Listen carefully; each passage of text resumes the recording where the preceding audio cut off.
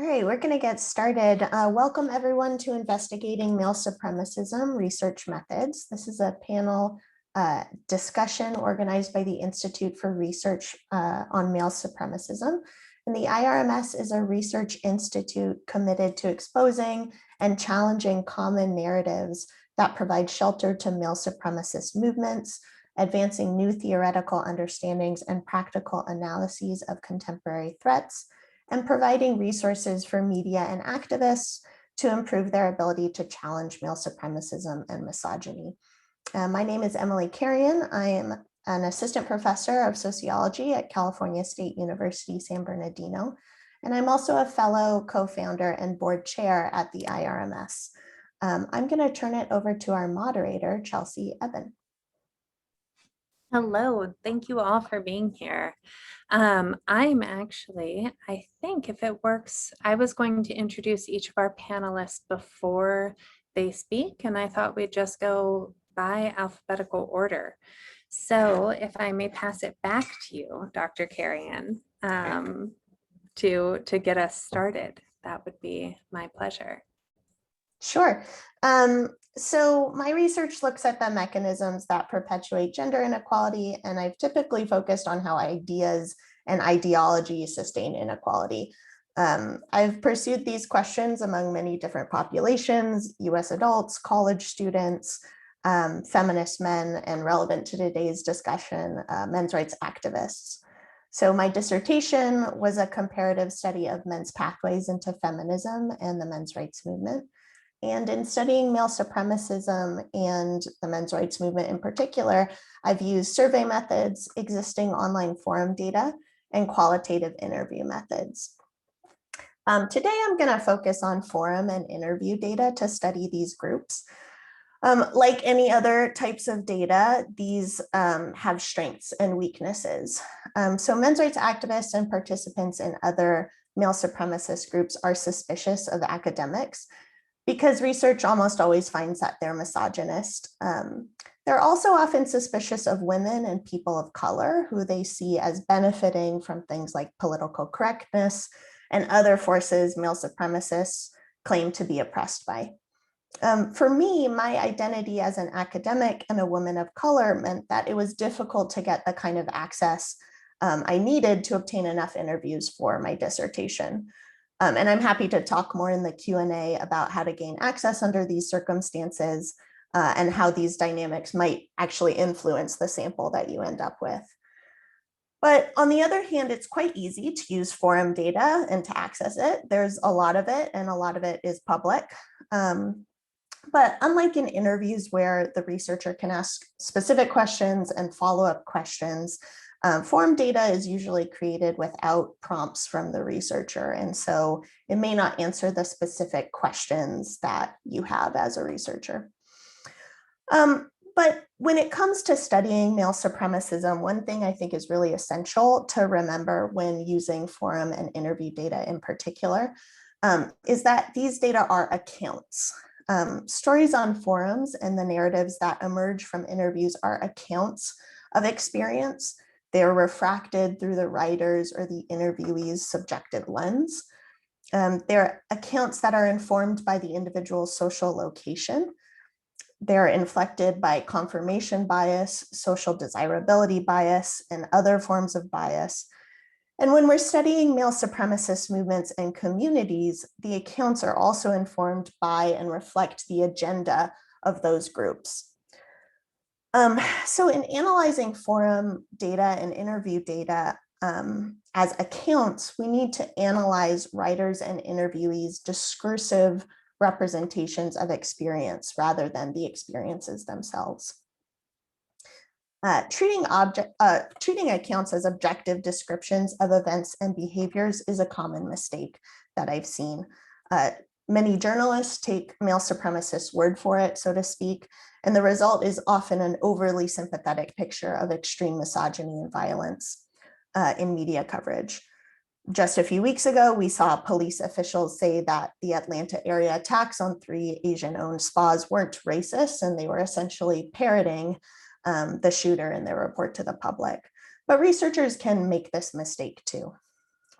So again, stories constructed on forums and in the interview are accounts. This is, of course, true when we're studying topics outside of male supremacism as well. But when researchers investigating male supremacism make this mistake, they unintentionally reinforce male supremacist and anti-feminist narratives. As I've said, we need to avoid this mistake by analyzing these accounts as discursive representations of experience rather than objective descriptions of events and behaviors. So I want to share 2 tips with you that help me avoid making this mistake. The first one is that I try to explicitly identify the feelings and perceptions represented in accounts. So I have an example here that hopefully you can see this. So when I interviewed Oliver, who is a men's rights activist, he told me there are some very essentialist assumptions that are evident in feminism, especially in academia.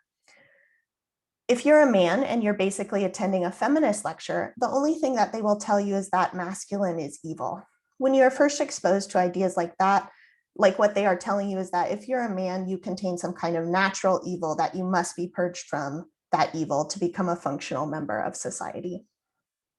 So here, according to Oliver, feminism portrays men as needing their natural evil purged from them. And this was really common in the interviews I conducted. Men's rights activists felt feminism and the broader culture stigmatized them as evil, misogynist, or predators simply because they're men. So interviewees' perception that feminists stigmatize men rather than feminist intentions, words, or actions are important to this process. Failing to recognize that this is about perceptions and feelings would reaffirm the anti-feminist conspiracism that is central to the movement's agenda. So the second tip I want to share with you is that I ask myself, what alternative explanations are there? So when analyzing a men's rights forum, I found Adam's account. Adam was molested as an adolescent, and he described his parents and the police as skeptical when he reported the abuse, and the perpetrators were not brought to justice. So at the end of his post, he wrote this: I hope you really punish this feminist agenda that has made all legitimate forced rape seem like lies because they're so obsessed with framing guys who have one-night stands as Ted Bundys. In short, I realized that if I had been a girl who had been molested along with 24 other girls in a pedophile ring that ran for at least a year, there would have been help. People would have been mad. The DA's chief investigator wouldn't have spoken on behalf of the ringleader, etc. Here, Adam is contrasting the lack of support he experienced with what he assumes would have happened had he been a girl in a feminist culture that presumably can only conceive of men as perpetrators. But what alternative explanations exist? I think a feminist interpretation of Adam's experience might explain that men face challenges when trying to find help within institutions like the criminal justice system that conceive of masculinity as strength and femininity as weakness. Allowing for such an alternative explanation challenges the anti-feminism embedded in Adam's account.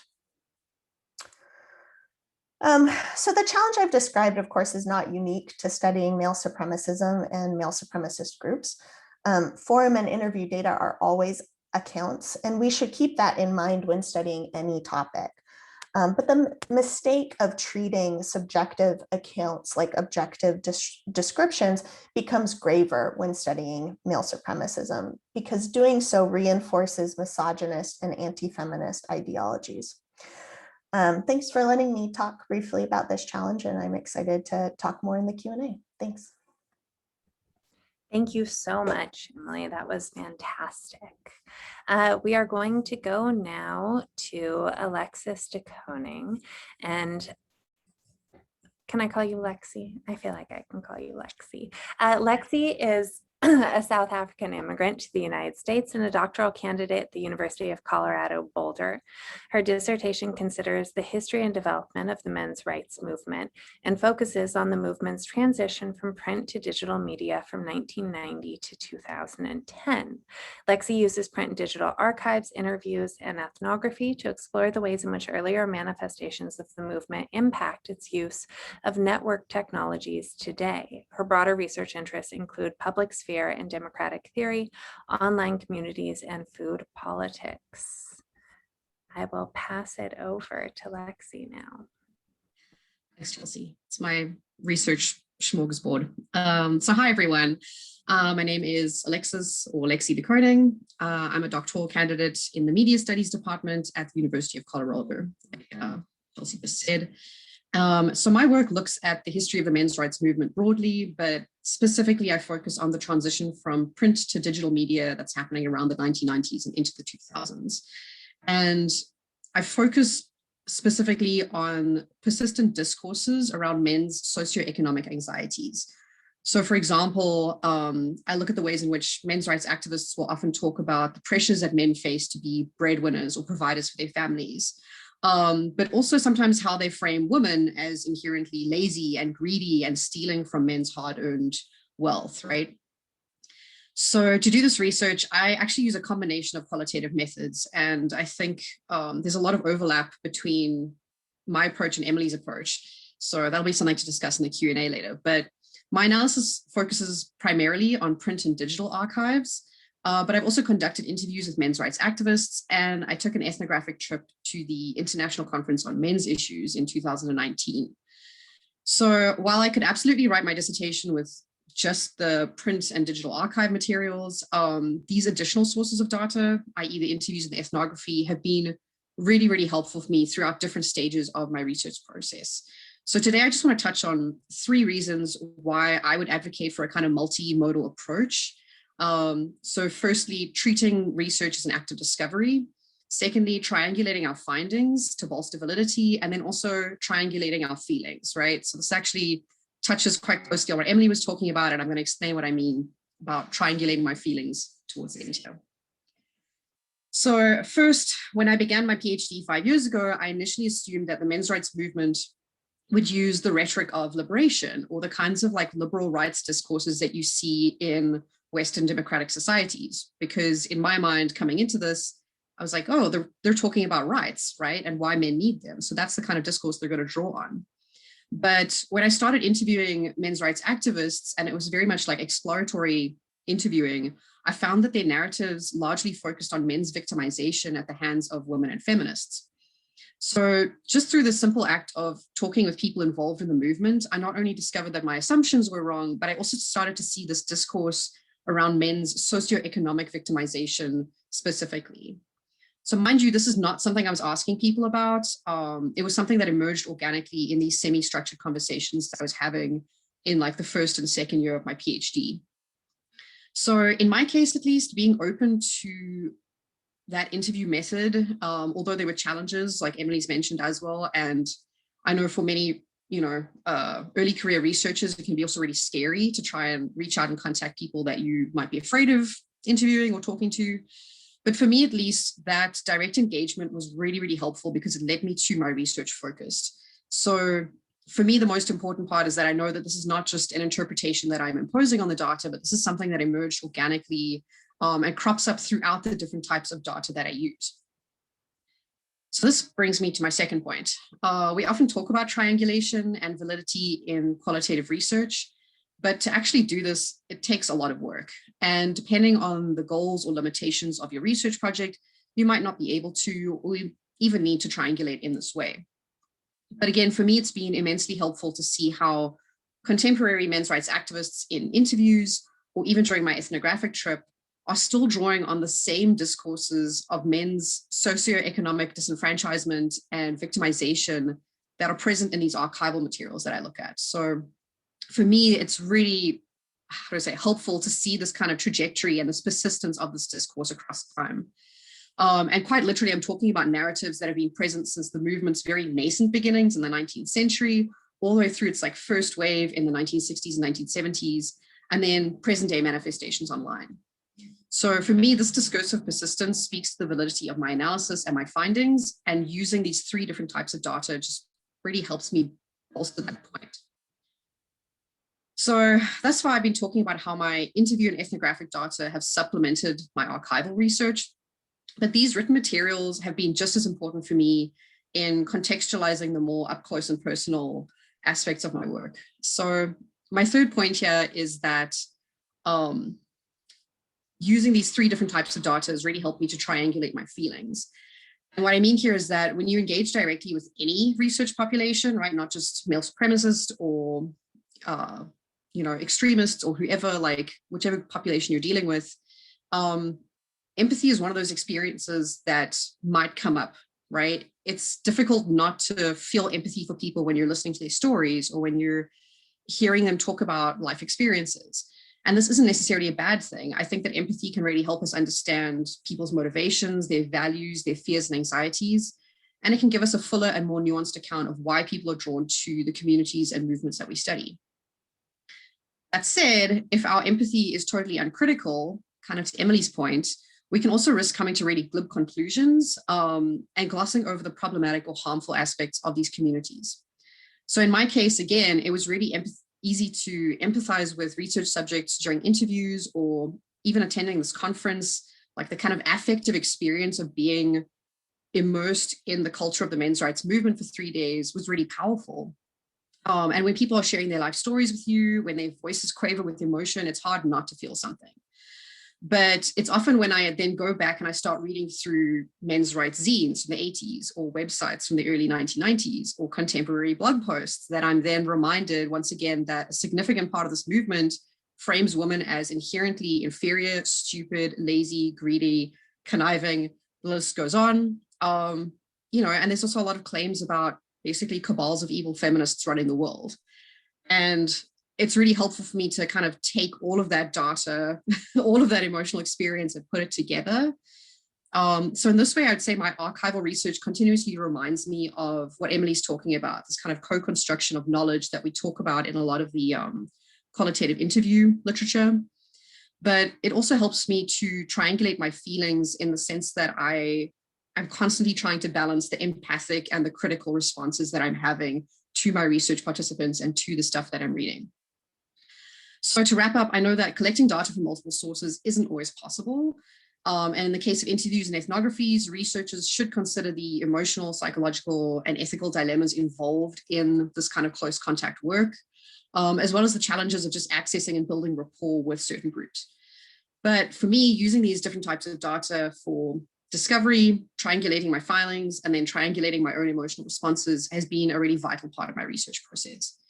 And I'll just end off by saying I currently have a journal article under review where I talk more about critical empathy as a methodological framework. And I'd be happy to talk about that or anything else that's come up during my presentation today. Thank you. Thank you so much, Lexi. And I will say, having read that article, that it is excellent. And so I would encourage folks to ask questions about the framework of critical empathy. Thank you so much for that. We are now going to go to Greta Jasser. And Greta, forgive me if I mispronounced your last name. Greta is a PhD student, and her thesis analyzes US far-right online networks across web pages, social media, and alt-tech platforms. She is particularly interested in social network analysis. I will pass it, now that we have that up there, straight over to Greta. Thank you. And you didn't mispronounce my name, by the way. That was perfect. Hold on, let me just rearrange the screen so that I can actually see my notes. This is good. Thanks, Jassie, for the introduction, and thank you all for being here for discussing this topic with us. As I tend to over-prepare, I made slides, so bear with me. I hope they are informative. And I think, can you see the subtitles that are German and English? Okay. To not drag this out, I will just keep them there, and they might be very confusing, so just ignore them. I'm Greta Jasser. I'm a research associate at the University of Hildesheim, and first and foremost, a PhD student at Leuphana University in Lüneburg, and they're both in Germany. Like some of my colleagues at the IRMS, I mainly research male supremacy online, so namely the manosphere. And you can see a small fraction of papers with very different methodologies, from big data analysis to qualitative content analysis here. Not all of these are IRMS fellows, but some of them, or quite a few of them, are. And research, as you can see, into male supremacy is growing online and offline. Which is good, because we do need more insights into this, as I think most of the panelists and I guess most of the audience would agree, because this is a moving target, the communities evolve quickly, etc. And I myself came into this research from analyzing the far right online, mainly the alt-right. And I quickly, and with the help of our IRMS director, Alex de Branco, realized that A, misogyny is deeply ingrained in the far right and the alt-right in particular. And that B, researching misogynist and male supremacist communities together and in conjunction with one another will benefit the analysis of both of those communities. So while the online and the offline world aren't very distinctly different, that is, the online world is part of the real world and not some deconnected sphere, the web grants certain affordances to male supremacist groups. That is, connecting to like-minded people from across the globe quite easily, or to stay completely anonymous if they so choose, to never connect their face to their beliefs, or to out themselves to their direct surroundings. They can instead participate in an online culture that is generally friendly vis-a-vis their sometimes violent and dehumanizing views. And now, how to approach researching male supremacy online. And as I said, there's a number of different ways, as you can see in all those papers, of methods. And your method should, as always, follow your research interest and your research question, which is something that my poli-sci professor has hammered into me, and they're still right. So my research interest was how groups of the manosphere and the far right interconnected online and if they adopted stances from one another. There are a couple of researchers, these that I pulled up here from data scientists, who ask the same questions. These are from the iDrama Lab. If you're interested in this sort of big data analysis, go check them out. They analyzed how users migrated between subreddits and the manosphere, and the second one is a preprint if anti-feminist communities can be a gateway into the far right. And they find a large overlap between the manosphere and alt-right communities. So they had a big data approach to Reddit and YouTube data. Now, I'm not a data scientist, so I wanted to do a little walkthrough with you, which is more concrete than what my co-panelists did so far, which I did or am still doing for my PhD research. Basically, when I first started this project in 2017, 18. So I chose the method of a network analysis because I wanted to explore if there is a visible and manifest connection at all between the far right and the manosphere, and if so, how it established itself and how much there is of a connection. I also relied on this approach because I didn't know a lot about the manosphere at the time, despite the growing literature, and wanted to do an exploratory study.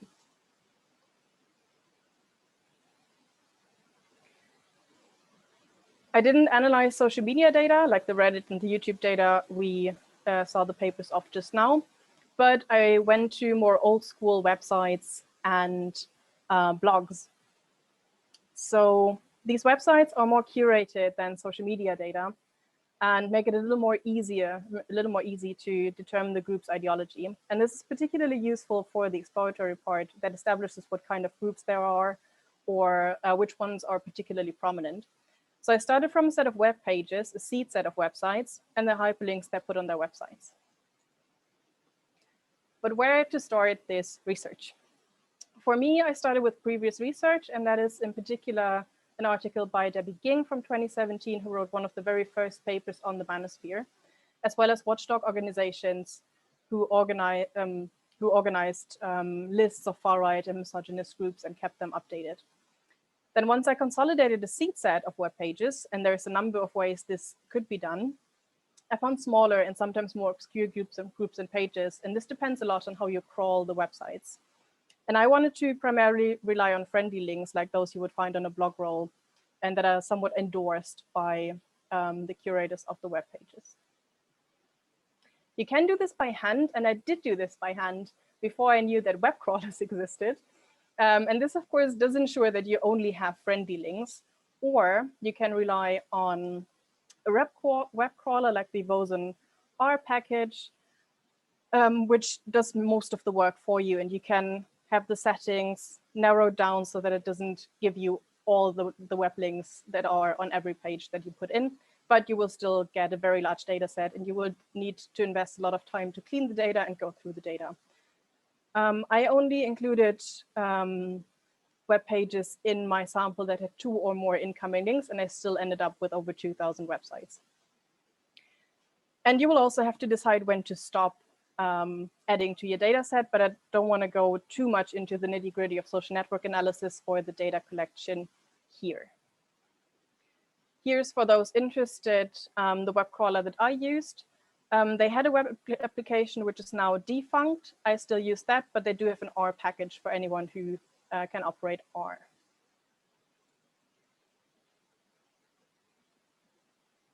You can use network analysis and the visualization of networks on a very large scale. This, for example, is a Twitter network, not from myself, but from Katerina Fryo and Bharat Ganesh, to detect communities.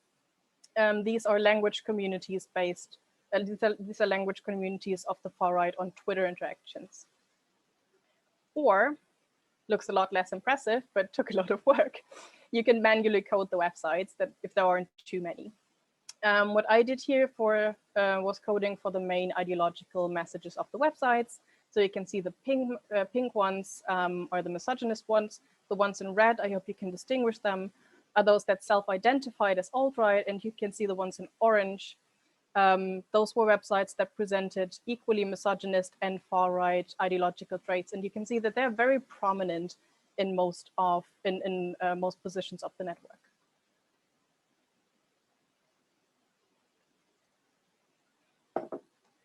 If you want to do this kind of research, be prepared to stare at a lot of spreadsheets. This is something I wished someone told me earlier, because a lot of this is legwork and sitting down and looking at spreadsheets. Here's a snippet of my coding of websites where I entered the ideological coding that I did, and the description of the websites the groups use themselves from their Our Mission or About Us web pages. As you can imagine, this sort of coding requires a more in-depth analysis of the websites.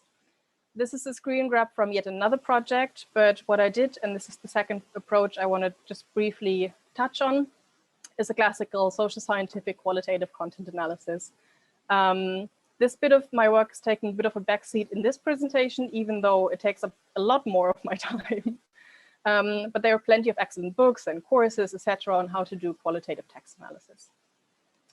And as I am by no means an authority in network analysis, I always need to supplement my network data with qualitative analysis, the meat to the bones, if you will. I'm not only interested in who links to whom, even though this is an interesting, very interesting question, but also how the communities might cross-fertilize one another or adopt similar talking points or strategies. And this analysis is, I think, the most rewarding for me as well, because taking the time to read and analyze male supremacist content, you learn a lot more about these communities than just the hyperlinked connections. I found very violent, but also very vulnerable seeming communities and individuals.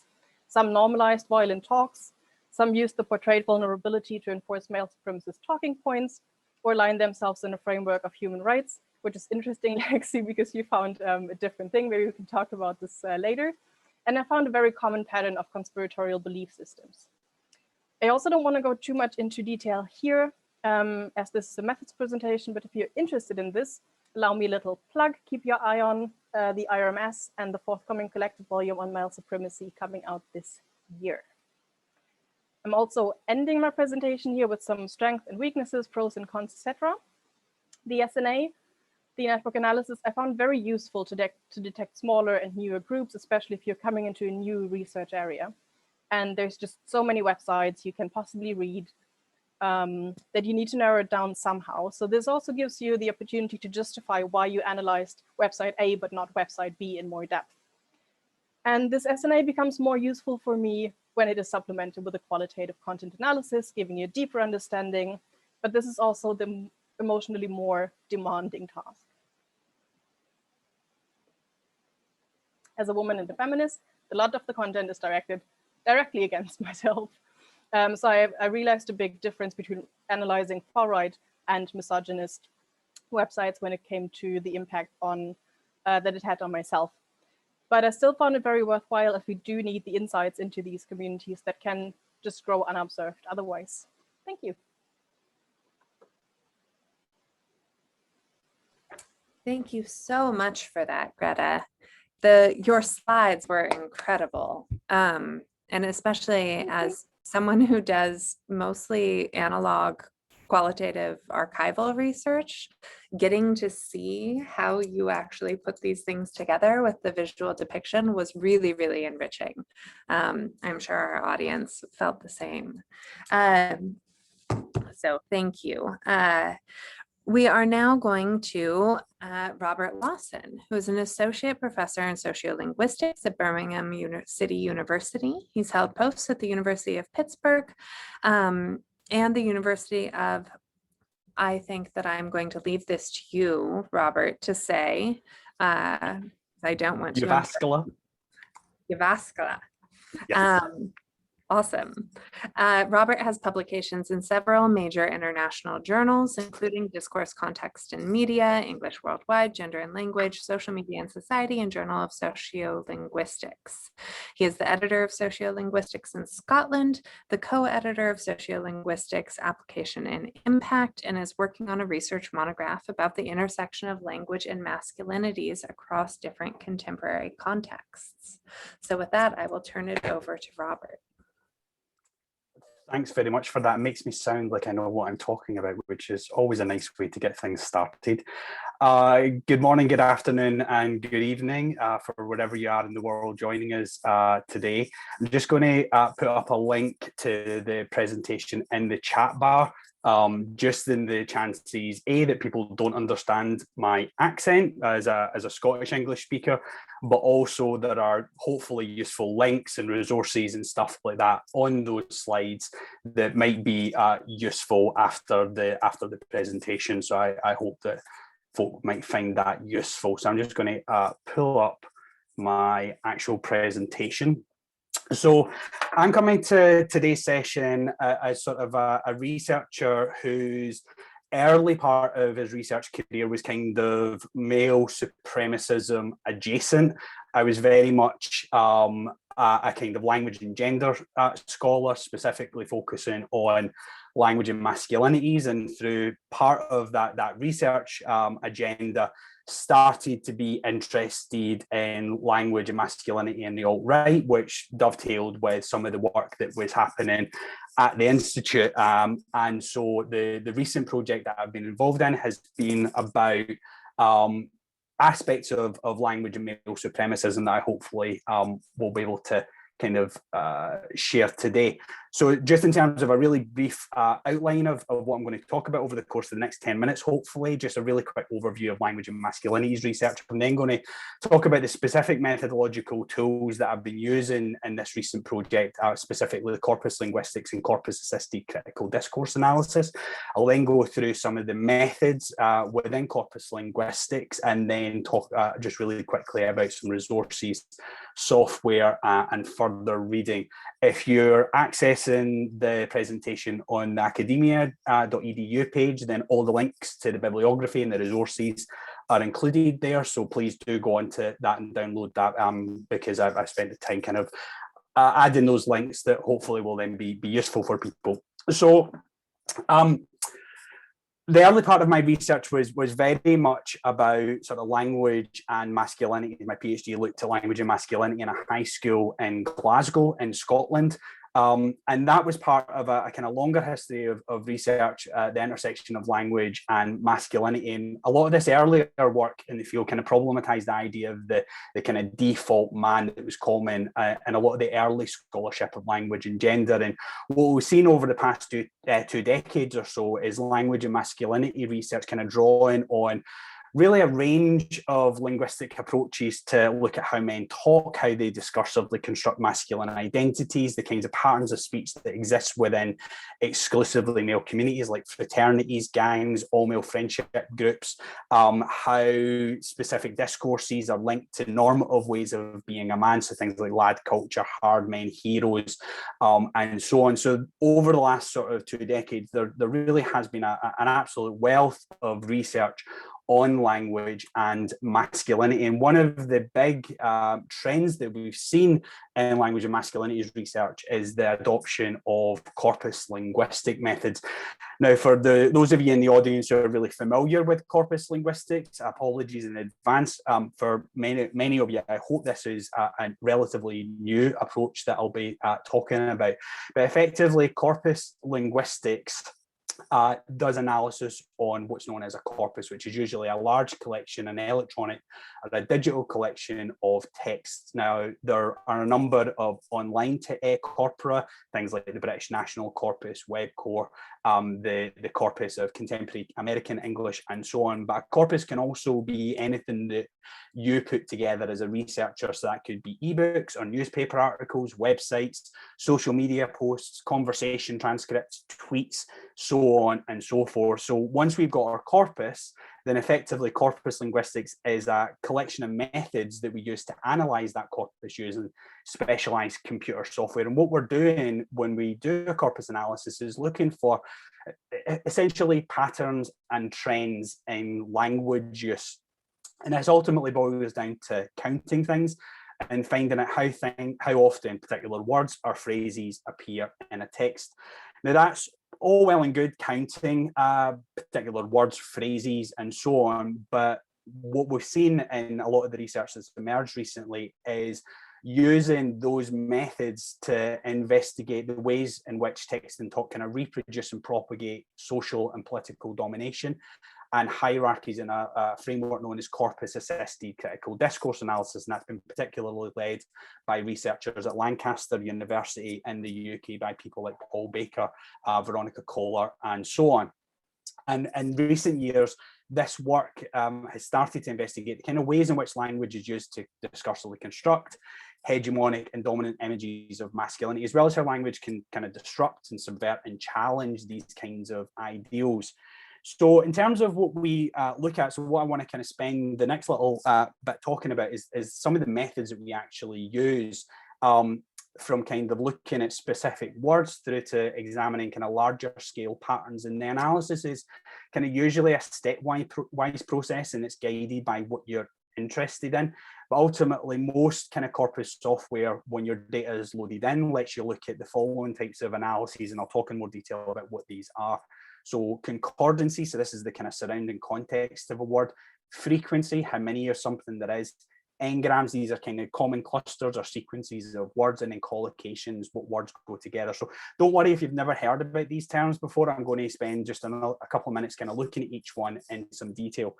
So first kind of tool in corpus linguistics is what's known as concordancing. And so concordancing basically looks at a node word. In the case here, it's wireless, and then looks at the words to the left and to the right of it to give us some idea about meaning and usage.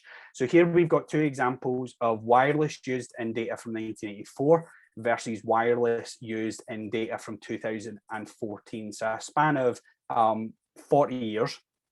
And what we can see here is that in the 1984 data, it's referring to a radio, whereas in the 2014 data, it's talking about wireless internet access or wireless culture or wireless power. Now, if we were interested in charting the change in something like wireless over time, then we can plug this term into our corpus linguistic software, plug wireless into our search term, and get all of the concordancies back for that item. And in the Guardian corpus at BCU, there are nearly 10,000 examples of wireless, which are just too many to read through individually, but corpus linguistic software lets you look at every example in the corpus, and then you can start to see the kinds of patterns that are emerging. So now wireless exclusively refers to wireless internet, wireless power, wireless home networking, wireless Bluetooth, so on and so forth. So we can see a big shift in how that word has been used. We might also be interested in looking at the most frequent words in a text. So this is an analysis that I did on the Super Bowl Wikipedia page. And so we can start to analyze that to see, well, what are the most frequent words? And so we get Super Bowl, NFL, game, stadium, so on and so forth. So this can give us a sense of what are the most important terms and what are the less important terms. And that gives us a sense of what kinds of things are being talked about in that data. The next step is then to think about, well, what are the most kind of frequent clusters or sequences of words? And these are known as n-grams. And so effectively, we can do the same kind of thing as the frequency list, but we basically just tell the software we're looking for sequences of 3 or 4 or 5 words that happen X number of times. So that's 5, 10, 15, 20 times for it to count. So then we can do the same kind of thing. And this again gives us more detail. So we get the Super Bowl, a Super Bowl. We also get things that we might have missed in the first round. So things like Hall of Fame, halftime Super Bowl, particular types of Super Bowl. So Super Bowl 15, Super Bowl champions, the first Super Bowl, particular team names as well might be interesting. So things like the New England Patriots, led by quarterbacks. So we get, team positions as well. So these kind of approaches can just give us a sense of the kinds of things that are important in a text that are arguably less important. And this is a link to the website that you can do these kinds of analyses on, WebCore Live, and you basically just add your URL. You can have a number of options to select, and it spits out data results like this. We might then be interested in, well, what kinds of words also go along with the word that we're interested in? And this is what's known as collocations. And collocations kind of tell you about what words often appear close to one another in text. And Corpus linguistic software basically automates that on a large scale. So you put your data in, you're interested in a particular word, and then it will tell you what words appear near it. So this is again some data from The Guardian. We're interested in the word mole, just as an illustrative example. And from this, we look at the collocates of mole, and that gives us clues about our meaning. And we can do that across an entire corpus of data. So here we've got all of the collocates of mole that tell us sometimes it's used to talk about the actual animal. Sometimes it's used to talk about a freckle, so we get collocates like cheek or removal. Sometimes we get new meanings that are revealed by collocates, so things like sauce and Mexican, so mole, sauce, or Mexican mole. But a lot of the collocates in The Guardian relate to spy meaning, so we get things like Soviet, MI5, CIA, and so on. So again, we can get a sense of what kinds of stories are interesting from a journalistic perspective when they're talking about moles to do with spying, subterfuge, surveillance, and so on. Now, to try and kind of bring this back in the last couple of minutes to language and male supremacy, there's been a lot of work that's looked at the language of kind of a number of groups or topics that broadly fall under the umbrella of male supremacism research. So here's just some links again to some of the kind of work that's been done. One of the really good things about corpus linguistics is that it can help you evidence claims about, for example, language use in the manosphere or in alt-right communities, and actually lets you see patterns of language used to support the analytical claims you make. So allows you to see how widespread particular terms are, how terms are changing over time, identify language use that might be new or emergent. And for linguists, that's particularly interesting. But from the kind of social perspective, it helps us link kind of specific ideological positions with the language used to enact some those ideologies. So just in the last minute, I'm going to really quickly show you some examples from the project that I've been involved in. That all the data is taken from everyone's favorite social media site, Reddit. So here we've got a list of all of the male reference in the manosphere from men's rights activists, the Red Pill, Incel, and the MG Tau subreddits. And so we can see here the variety of male reference, negative male reference in particular, and we can start to see which ones are more common in particular subreddits, and then start to think about what does that tell us about the discourses of masculinities in those spaces. We can do the same with female negative reference as well, and see what kinds of differences are there across different subreddits and different communities. And again, what does that tell us about discourses of gender and ideologies of gender? I should have said it as well, apologies, but these terms are obviously particularly concerning, and I'll come back to that point in a second. We might be interested in looking at discourses of male victimism and again, seeing how widespread these are. This was a point that Emily brought up about men as evil. So how else do men talk about these discourses of male victimism? So white men are bad, criminals, demons, racist, uneducated, the devil, ruining the world, the cause of all the world's problems, so on and so forth. So these are concordancies of all of the hate white men in the corpus that I had. We can see discourses of male cultural supremacy. So this is about things that men invented, white men in particular, invented as kind of claims to cultural supremacy and superiority. And so we've got, you know, things like inventing the computer mouse, inventing paper. One really weird one was inventing peanut butter. That was a particularly noteworthy claim, but it emerges in the data. But again, from there we can start to think about what does this mean in terms of broader discourses of male superiority in these kinds of spaces. So just to finish off in terms of risks and dangers, practical issues, it's not just a plug and play approach. You need to become familiar with kind of underlying concepts and terminology. The numbers are just the start. You need to then develop an analytical account of the data, and then that quality of analysis depends on the quality of data. So garbage out, garbage in is ultimately garbage out. I think the one thing that was alluded to in the previous presentation as well is the kind of psychological issues, or what I call density of awful data.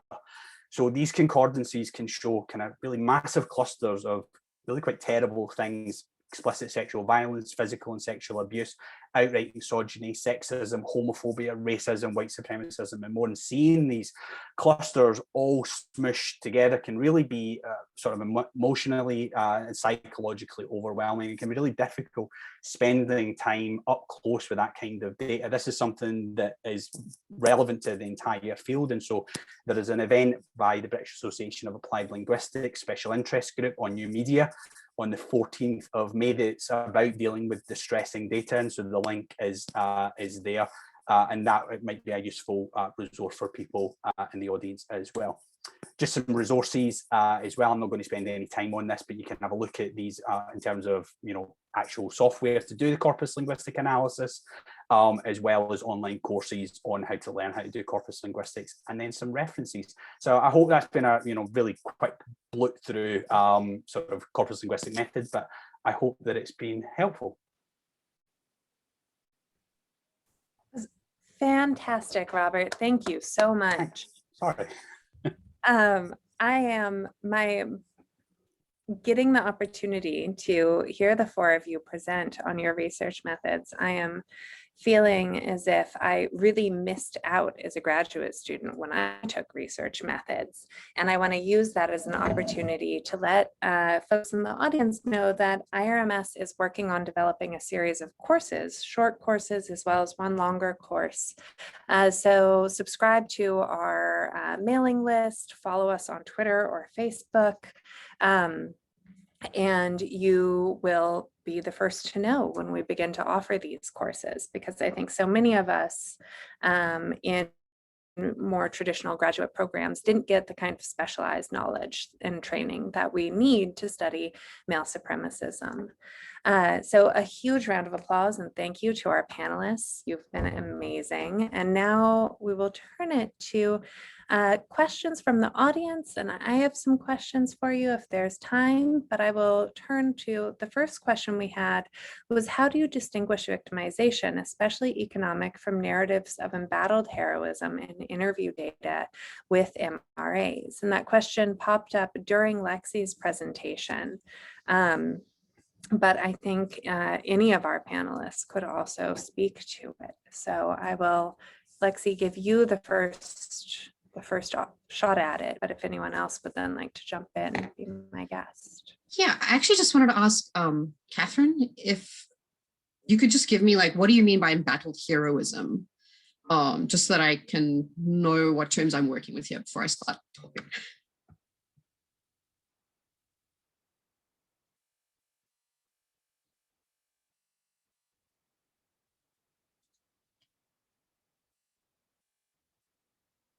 All right, let me take a sip of water quickly. Okay, Catherine can't unmute. So what I made you a co-host, Kat, so you should be able to unmute now. Okay. Oh, so curious about whether these claims of victimization are in good faith.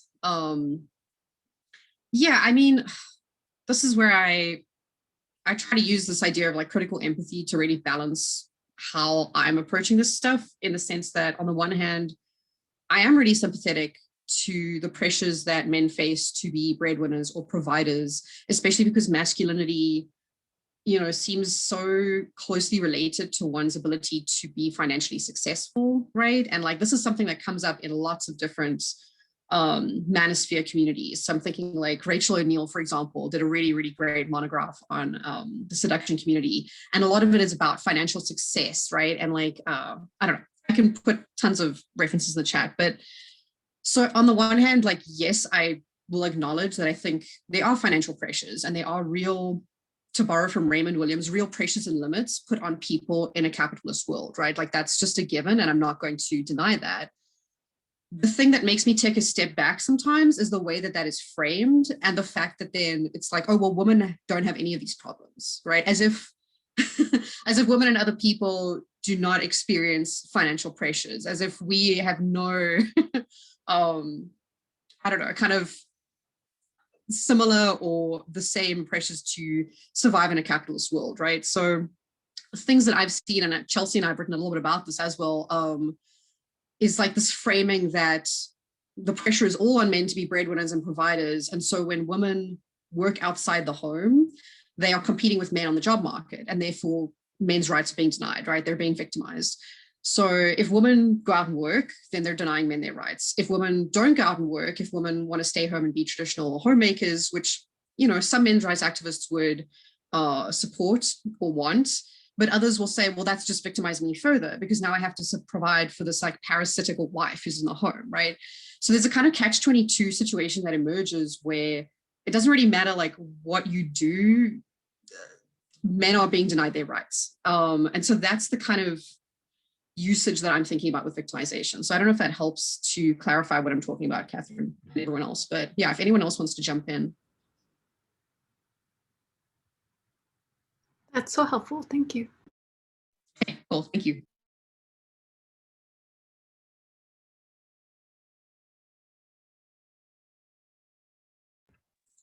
Does anyone else want to jump in on that? I think I would second everything that Lexi said, because as she mentioned, we've been writing on this topic together. And one of the things that sort of comes out of the data most evidently is, right, these constant internal illogical connections that are made. And I think it's a challenge for us to try and grapple with the real contradictions inherent to these statements. And that's where I think the move to critical empathy becomes so important, and why Lexi's contribution in that area is so valuable. I'll just add on to that. I think one way you can approach the question of whether those arguments are in good faith is, again, asking what alternative explanation is there. So again, is it women and feminism, that feminists that are victimizing men, or in this case, is it, capitalism? So just trying to think through those alternative explanations. What's really interesting, I could just jump on Emily's point there. What's really interesting is the amount of denial almost about the structural issues that lead to these inequalities round about men's lives, right? And yeah, almost sometimes thinking about the kind of the post-capitalist, environment that we're in, not post-capitalist, the capitalist environment that we're in. I sometimes get a sense that men are, in these communities, much more willing to blame women and minorities than they are to think about the structural conditions of their own lives, the way that their, labour is exploited by employers, the way that governments don't invest in communities, don't invest in education. And there, one of the things that I talk about in the book is the usual, it's a sort of blog post by a sort of right-wing journalist talking about young white boys in the UK being left behind. And it goes on this tirade about feminism, and it goes on this tirade about, this is all feminism's fault. Boys are not being left to be boys. But he says nothing about the massive uninvestment that's happened in the UK in the last 10 years, the austerity programme that's dominated politics in the UK since the recession. and that, to me at least, that's just such an obvious, explanation for the precarity of employment and so on. So yeah, this complete unwillingness to engage with reality sometimes, I think, is a really concerning part of the sort of men's rights activists movement, I guess, and more broadly the alt-right as well, to some extent. That may be a segue into, I think we'll only have time for one more question. But as the four of you are part of the vanguard of sort of defining what it means to research male supremacism, right? This is a new, while male supremacism is as old as time, recognition of it as a field of study is relatively new. What would you like to see happen in terms of standardizing research methods or approaches to data, or data and transparency? Sort of what kinds of best practices would you leave our audience with that you would like to see become institutionalized in the field? And I will maybe sort of begin with Emily, and then we can go down the line. Sure. I think, panels like this are a really good start to making methods around for studying male supremacism more transparent. I think just sharing how we access these groups and what methods we use is kind of a first step for expanding what we know about them. So just sharing what you do and how you do it. Thank you, Emily. Greta? Yeah, thank you. This is a great question. And I think, as we can see from this panel, we come from a variety of different backgrounds. And it might be similar to what social movement studies became over the years, that there's a variety of approaches that will all help further the research into male supremacy on a lot of different levels. Now, I am very concerned, of course, with the online, and their ethics is always a very big question. So what data are we collecting? How are we collecting it? How do we deal with people who maybe can't consent because we collect big data? Or how do we deal with situations that are potentially threatening to us as researchers, I think would be, and I know the IRMS is working on all of these topics, but I think this is very important to consider, not just when you choose a method, but also when you choose your research topic in the first place, to make people aware that this can come with risks. It doesn't have to, but it can. And that you as a researcher have to very carefully consider what data you collect and what data you make available, and that you will find yourself in a conflict between publicizing your data and protecting those people that you research. Thank you, Greta. And protecting yourself as well. Right? That's the third prong. Lexi. Yeah, I again just agree with Emily and Greta quickly. I think for me, something that I wish I'd had better training, for lack of a better word, when I got into this, was just dealing with the kind of psychological or emotional turmoil that goes on sometimes when you do this work. And it's not to say that this doesn't happen to other people who study other communities, right? But just to have more conversations around that.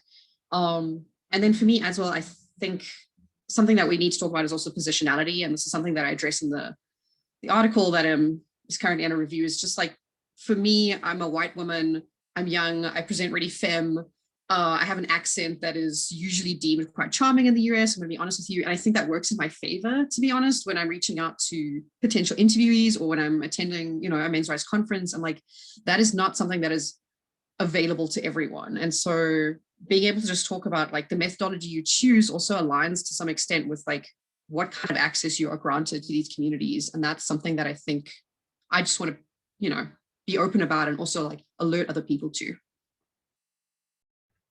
Excellent. Thank you, Lexi. And then our final word will go to you, Robert. Yeah, I mean, all of that roundabout researcher risk, issues of data collection, especially digital data collection, those are all super important and really, I think the ethics dimension of online data is something that we've still not cracked.